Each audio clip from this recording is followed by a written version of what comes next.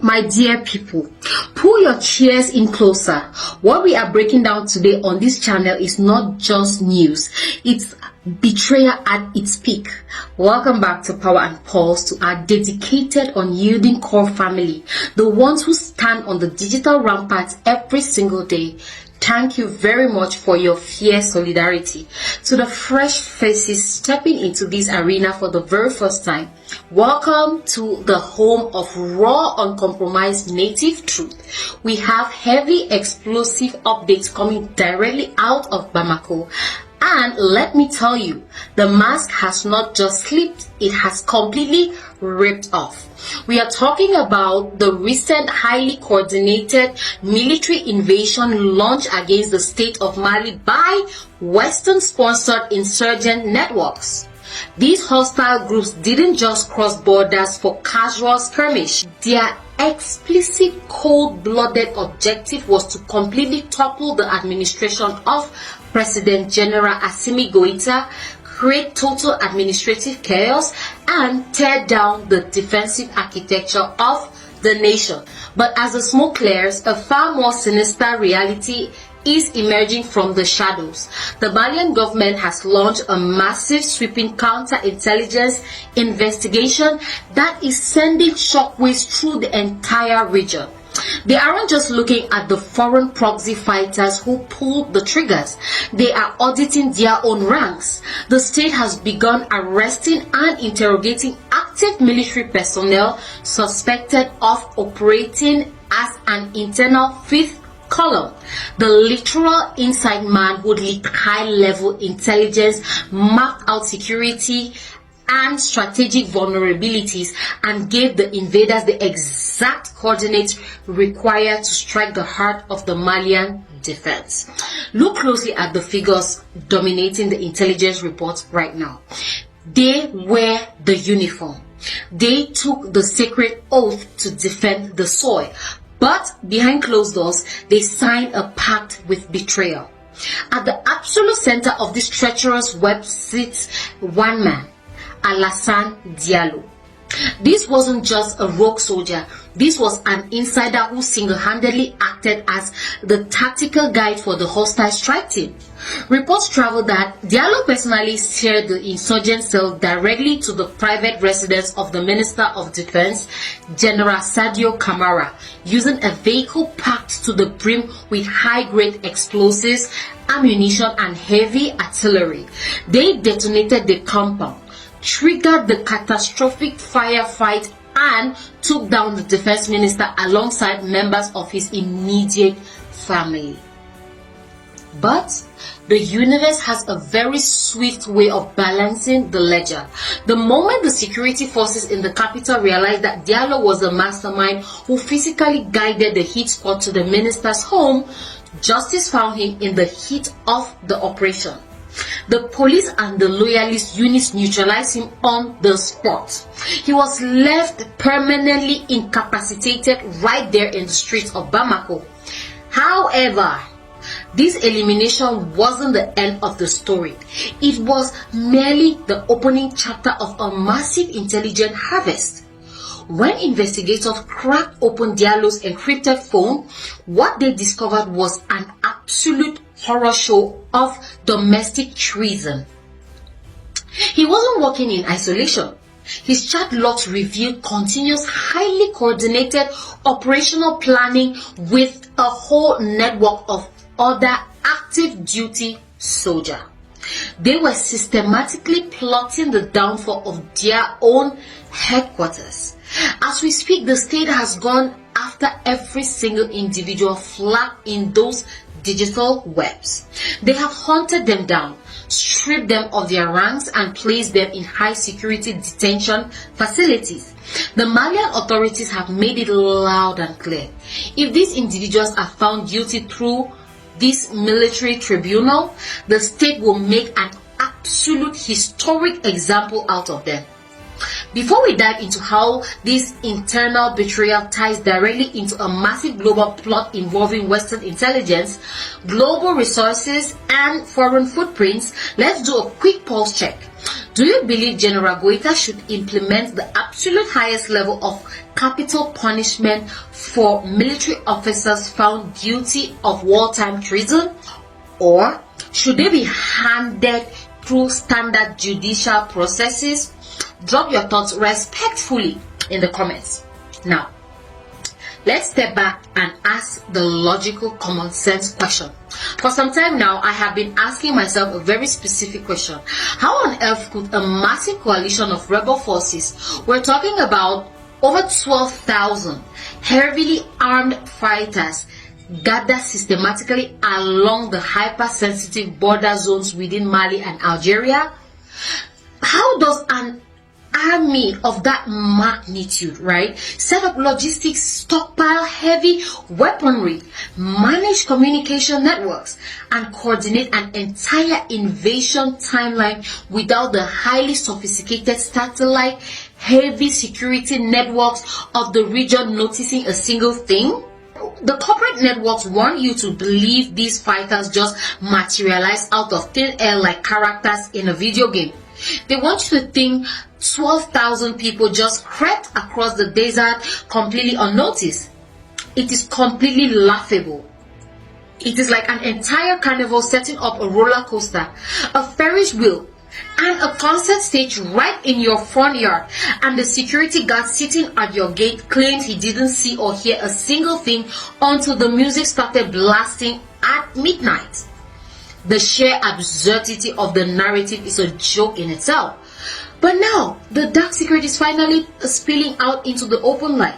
They didn't need to hide from the radar because the radar was being intentionally manipulated from the inside. The invaders knew exactly where the blind spots were because Alassane Diallo and his ring of internal collaborators were feeding them real-time updates. They knew exactly when patrols would be shifting. They knew which communication frequencies were unmonitored, and they knew the precise residential layout of the country's top military architect. Now, this wasn't a random, desperate rush by the desert insurgents. This was a highly clinical, surgically planned intelligence operation executed by internal assets and financed by, you guessed it, external managers. The objective was simple, right? Decapitate the leadership, break the morale of the rank, and file soldiers, and create a massive political vacuum in Bamako that could be easily filled by a puppet administration waiting in the wings. Let's analyze the grand strategic playbook behind this assault, because this is where the geopolitical plot thickens into something incredibly dangerous. The moment the attack on the defense minister was executed, these insurgent factions didn't just retreat back into the desert. They simultaneously triggered coordinated blockages across multiple strategic avenues within the capital city of Bamako. They immediately launched an aggressive psychological operations campaign, telling the local Malian population to rise up against the current military administration.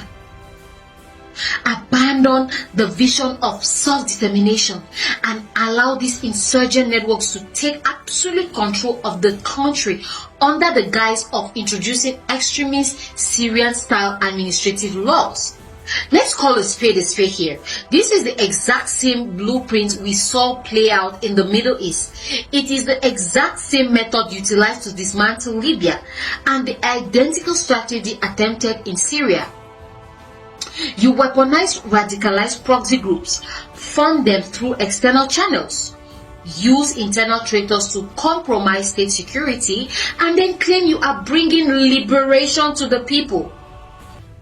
But what these external managers completely fail to realize is that Mali is not a laboratory for social engineering anymore. They didn't realize that the overwhelming majority of the Malian population stands in absolute ironclad solidarity with the current patriotic administration. The citizens didn't run into the streets to join the rebels. Instead, they stood shoulder to shoulder with their loyalist forces, turning the attempted psychological uprising into an absolute embarrassment for the sponsor. Now, let's look at the ultimate price behind this entire bloody theater. The plan wasn't just about changing a flag or swapping a president. The long-term corporate goal was to systematically conquer the land of the Malian people, hand the geographic administration over to external regional proxies, and permanently lease out the massive multi-billion-dollar natural resources reserve, the gold, the lithium, the uranium, directly to France and the wider Western Economic Consortium. Forever. They wanted to turn the clock back to 1960. They wanted to ensure that the wealth of the soil would never, ever be used to develop the infrastructure, the schools, and the futures of the native children of the Sahel. They wanted a permanent state of controlled chaos, because it is within the fog of war that resources are most easily plundered without accountability. But their multi-layer plan suffered a catastrophic structural failure. Why? Because they completely miscalculated the defensive alignments currently anchoring the region. They didn't realize that the strategic partnership between General Assimi Goïta and Russian President Vladimir Putin wasn't just a superficial diplomatic arrangement signed for the cameras. It is a functional operational shield. If not for the active, heavily armed presence of the Russian African Corps AES Joint Task Force units standing side by side with the loyalist Malian forces during those critical hours of invasion, this multi-prolonged assault could have potentially broken the structural lines of the state. The external planners expected the Malian military to panic, break formation, and retreat the moment the defense minister's compound was struck. Instead, they ran directly into an unyielding war of combined military resistance. The Russian personnel didn't hesitate. They integrated directly into the defensive perimeters around the capital, repelled the swarming insurgent cells, unblocked the blocked avenues, and provided the heavy tactical support required to stabilize the entire administrative center. Now, the Western intelligence agencies expected a walk in the park. Instead, they received an absolute devastating lesson in modern multilateral defense. The plan to hand over the natural resources to France failed spectacularly. The plan to partition the state collapsed within 48 hours. And now, instead of celebrating a coup d'etat, the external networks are forced to watch as the Malian state systematically rounds up every single one of their domestic informants, exposing the names, the phone numbers, and the financial trails of the entire network to the global public. Now, let's look at this situation with absolute clarity. The internal cleanup happening in Mali right now is a vital reminder of why we must remain completely vigilant about the information we consume. The Malian government is continuing to arrest more individuals, not ordinary citizens, mind you, but highly placed soldiers who chose to sell their nation's birthright for a handful of foreign currency. This is why the information war is just as critical as the war being fought with artillery in the desert. The international corporate press, the BBCs, the CNNs, the political talk show of Western Europe all belong to the exact same global establishments that benefit from the destabilization of our societies. They control the narrative. They write the articles that turn traitors into freedom fighters and transform patriotic defenders into authoritarian regimes. We cannot afford to sit back and allow them to dominate the digital airwaves. Independent platforms have finally given us the structural opportunity to sell our own minds, to tell our own people the unvarnished truth, and to broadcast the authentic reality of what is happening across our continent.